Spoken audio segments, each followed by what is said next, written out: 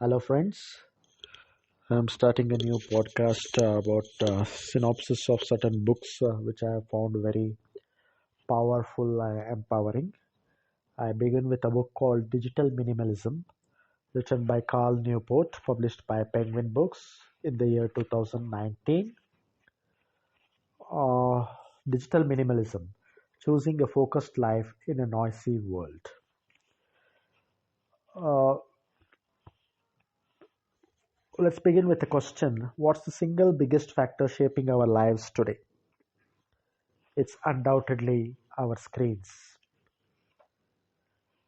Companies like Google, Facebook, etc. are in a race to get to the bottom of our brainstem. The App Store wants our soul. We are losing our ability to enjoy a nice moment without a frantic urge to document it for a virtual audience. Example is taking selfies and concentrating more on uploading it on social medias to get likes rather than enjoying the moment in the now. All this social media craze is creating an addiction. Here's a definition of addiction. Addiction is a condition in which a person engages in use of a substance or in a behavior for which the rewarding effects provide a compelling incentive to repeatedly pursue the behavior despite detrimental consequences. One of the very important effects of social media is its intermittent positive reinforcement. There is something unpredictable about social media. We look forward to the notifications, and with a lot of curiosity, we open them. It is unpredictable what the next notification brings. There is something about unpredictability which releases more dopamine, which is a key neurotransmitter for regulating our sense of craving. This is a key point which causes addiction chemically in our brain. The second force that encourages behavioral addiction is the drive for social approval. We are social beings who can't ever completely ignore what other people think of us.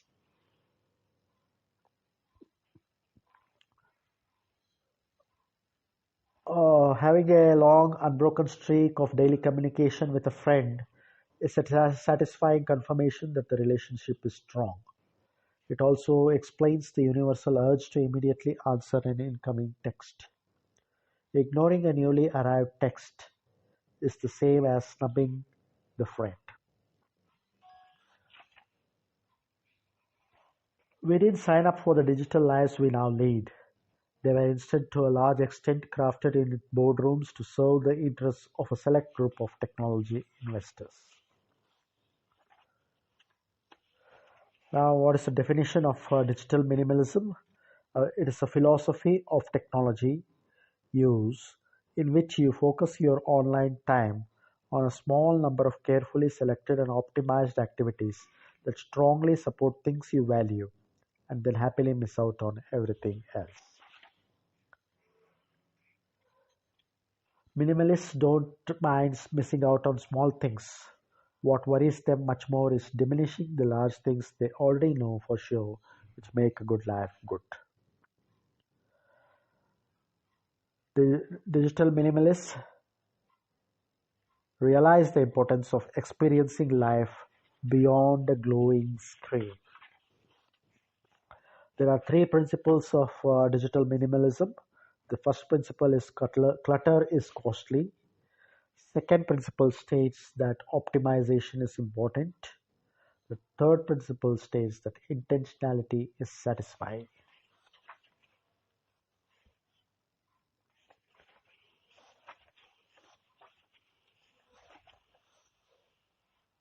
Our It is largely observed that our browsing these social media accounts is a knee-jerk response to boredom to fill up our free time.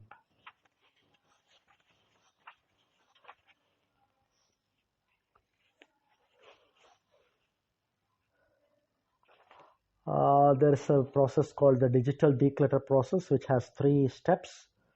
First step, put aside a 30-day period during which you will take a break from optional technologies in your life. Step number two, during this 30-day break, explore and rediscover activities and behaviors that you find satisfying and meaningful. Step number three, at the end of the break, reintroduce optional technologies into your life, starting from a blank slate. For each technology you reintroduce, determine what value it serves in your life and how specifically you will use it so as to maximize this value. Getting started is the most important step. We can consider the technology as optional unless its temporary removal would harm or significantly disrupt the daily operation of our professional or personal life. For example, I can consider Facebook to be an optional technology in my life, removal of which will not materially harm or disrupt my daily operations.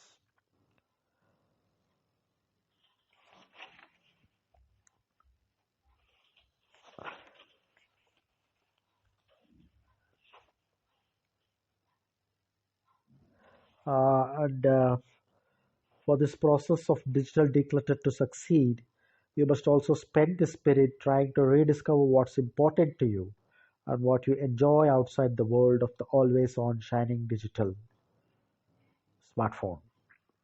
Figuring this out before you begin reintroducing technology at the end of this declutter process is crucial.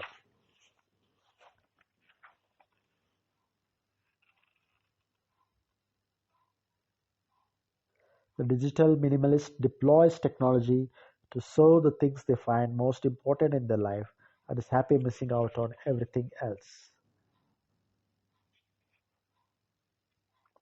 There's a last question you must ask yourself before an app or technology is allowed back into your life.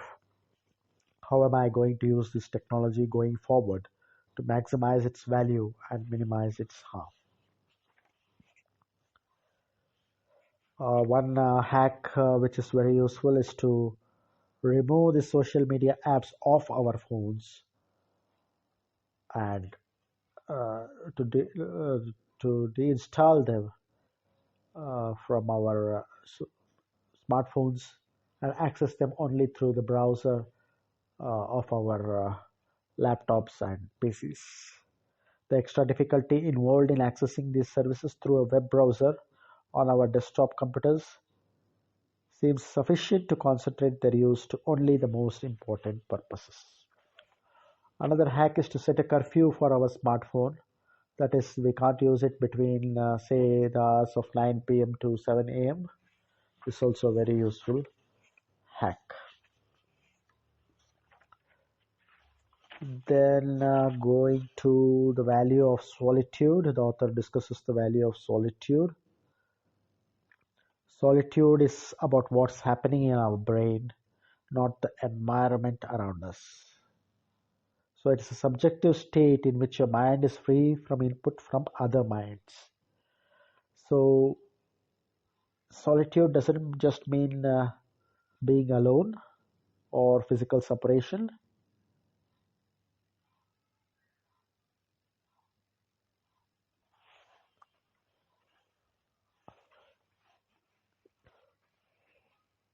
Solitude can be managed in even the quietest setting if you allow input from other minds to intrude. In addition to direct conversation with another person, these inputs can also take the form of reading a book, listening to a podcast, watching TV, or performing just about any activity that might draw your attention to a smartphone screen. As Edward Gibbon has observed, conversation enriches understanding, but solitude is the school of genius.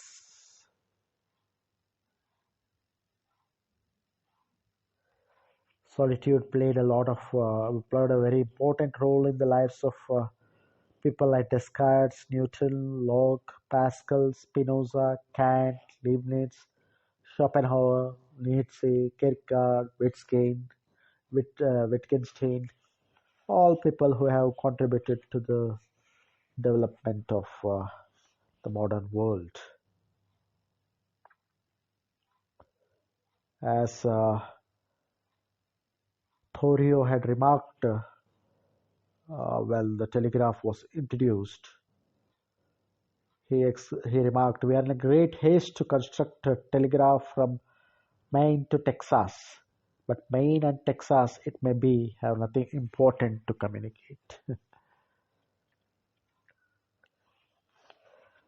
A very important device which was invented, which contributed to our distraction, was the iPod, which provided for the first time the ability to be continuously distracted from our own mind. Thanks to the smartphone and all these devices, it's now possible to completely banish solitude from our life. We must now wonder if people have almost forgotten the state of being in solitude altogether. It's estimated that the average person spends around 3 hours a day looking at their smartphone screens, and the average person picks up their phone about 40 times a day. That is, he unlocks the phone approximately 40 times a day. And if you add the time spent listening to music, audiobooks, YouTube's, podcasts, etc., you can imagine the time that people spend uh, on the smartphones. Solitude deprivation is a state in which you spend close to zero time alone with your own thoughts and free from input from other minds. Input from other minds in the form of books, podcasts, YouTube videos, courses, seminars, etc.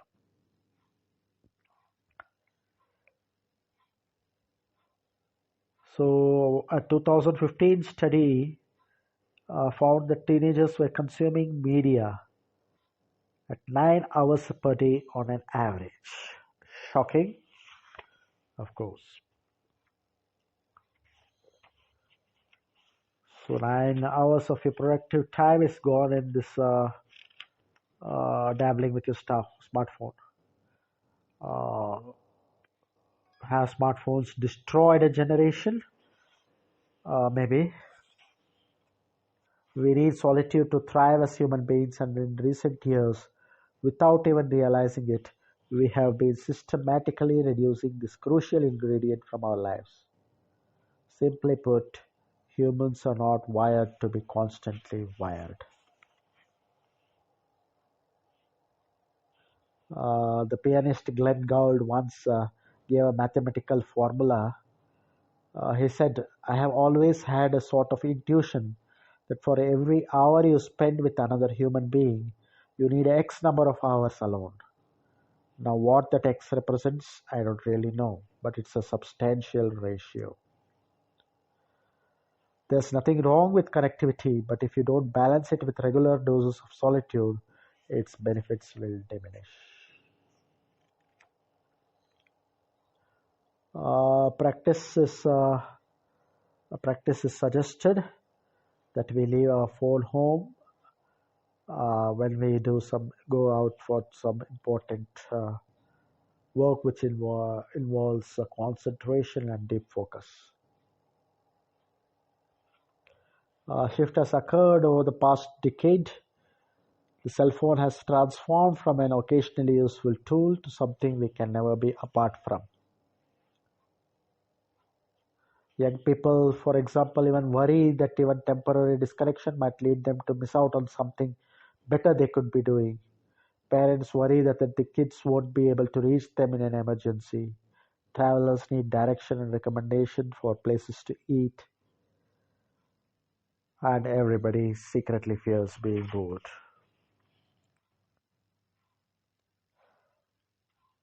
However, in 90% of our daily life, the presence of a cell phone either doesn't matter or makes things only slightly more convenient. Therefore, it's hyperbolic to believe that its ubiquitous presence is vital in our life. The present generation believes that not having your phone with you is a crisis.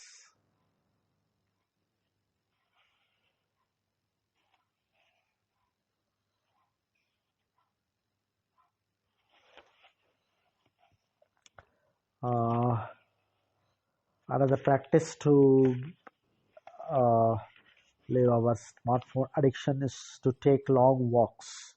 Most of the great literary people, scientists, spiritual people have are known for taking long walks. In fact, for an example, Nietzsche used to walk 8 hours a day. J. Krishnamurti used to walk long hours per day. Gandhiji, Vinoba Bhave are all known for their walking.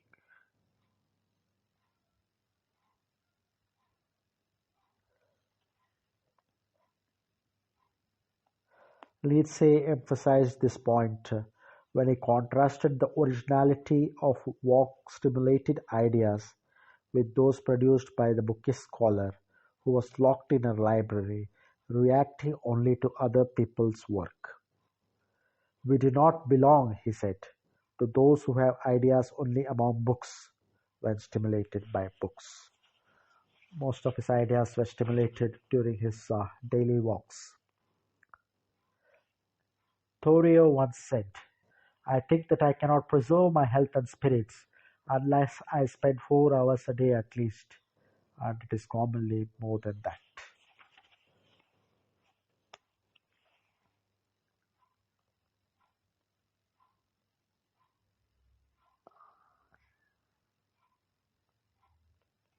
Another hack is to write letters to yourself.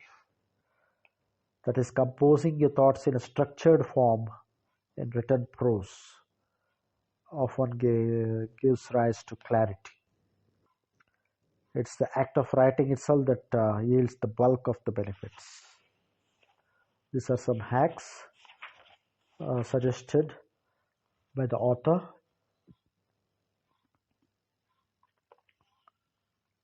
and then he also mentions that digital communication tools like messengers, etc., are a sort of social fast food.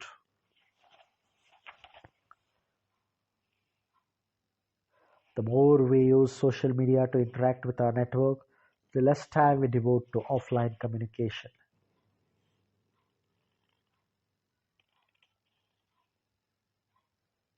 We have to be cautious that the sound of a voice or a cup of coffee with a friend in the coffee shop is not replaced with likes on a post.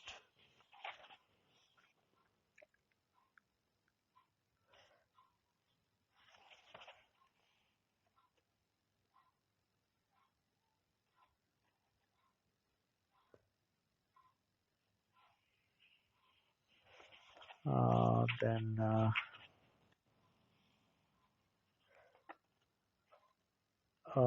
Another aspect is having thousands of friends in our WhatsApp or Facebook accounts. Studies reveal that we are not meant to keep in touch with so many people. In fact, it is scientifically established that it is not possible to have a meaningful connection if our friends list goes above 150.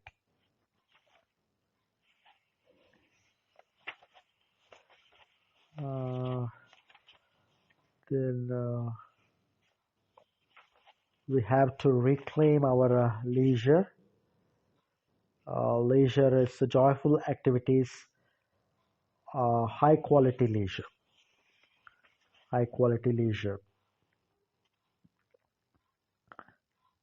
Many people don't know what to do with themselves once their access to the world of connected screens is removed.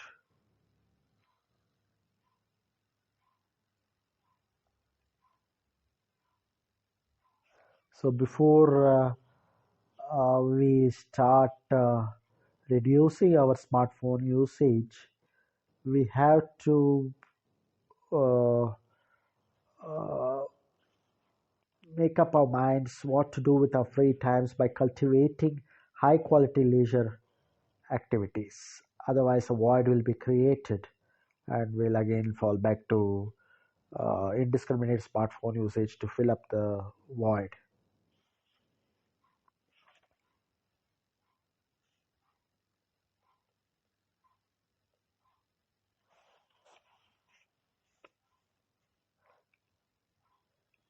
Using our screens to provide entertainment is the addictive factor.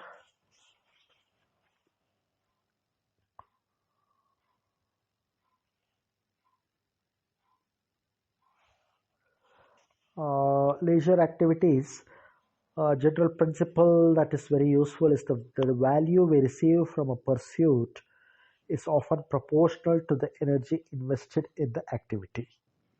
So, uh, we do not count watching YouTube videos as a leisure activity because there is not much energy invested in this pursuit. We are not looking for passive consumption. It demands more demanding focus is required in these leisure activities. Example is some craft or skill like carpentry, repair work, etc. Are examples of high quality leisure activities, gardening, etc. This type of leisure activities prevents people from experiencing the world largely through a screen. Then leisures should utilize skills which produce valuable things in the physical world.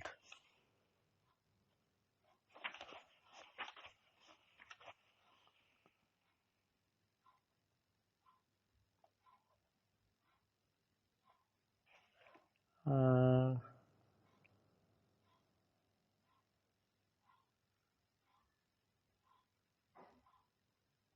then what is this? Next is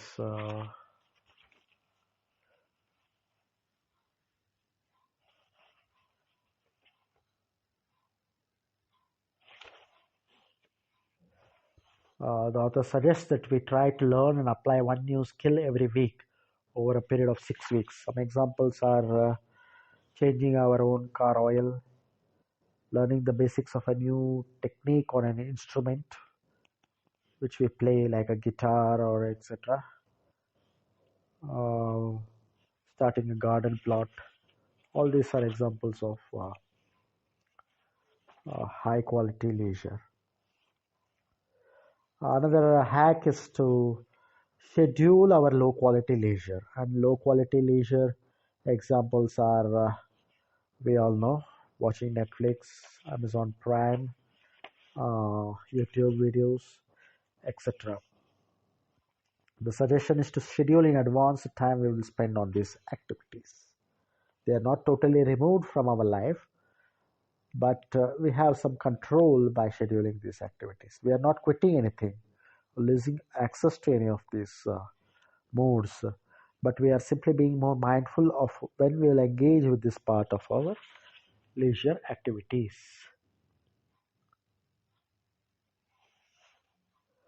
Uh, it is estimated that after we go for this digital declutter and stabilize in this, many people spend just 20 to 40 minutes of use per week on these leisure activities, low quality leisure. Later, we begin to wonder how we ever tolerated spending so many hours of our leisure hours staring passively at glowing screens. Another hack is to join clubs which are particular to our interests, like book clubs, music clubs, etc. These are all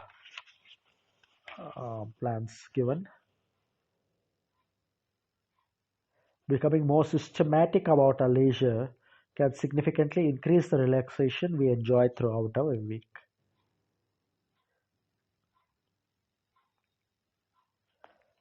Okay, then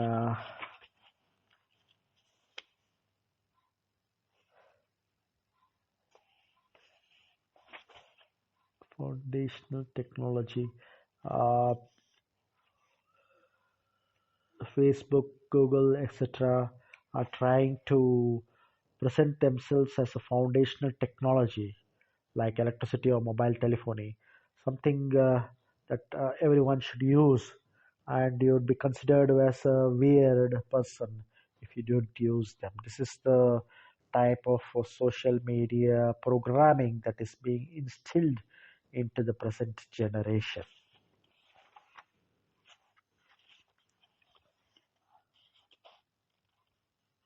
The most important hack is once more emphasized: delete social media from your phone.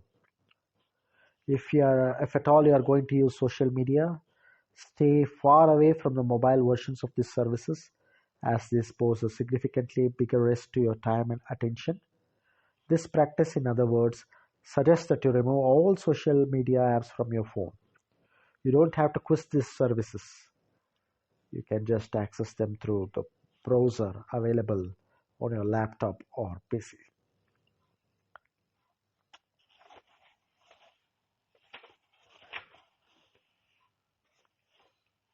Then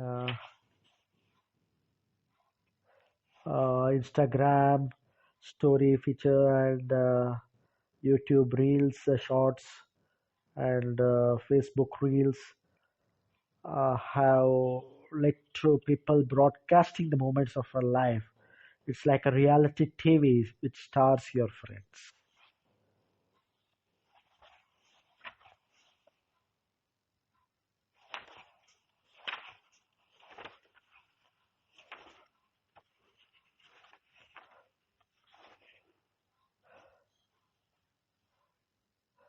So that's about it. I have discussed some of the most important topics of this very interesting and useful book. Let us declare freedom from our smartphone. It requires a leap of faith, a commitment to test life without a smartphone to see what's life really like. There's an equation that all social media companies follow. Your time is equal to their money. The more time we spend on this social media results in more money in the accounts of Google, Facebook, etc. So let us declare freedom from our smartphone.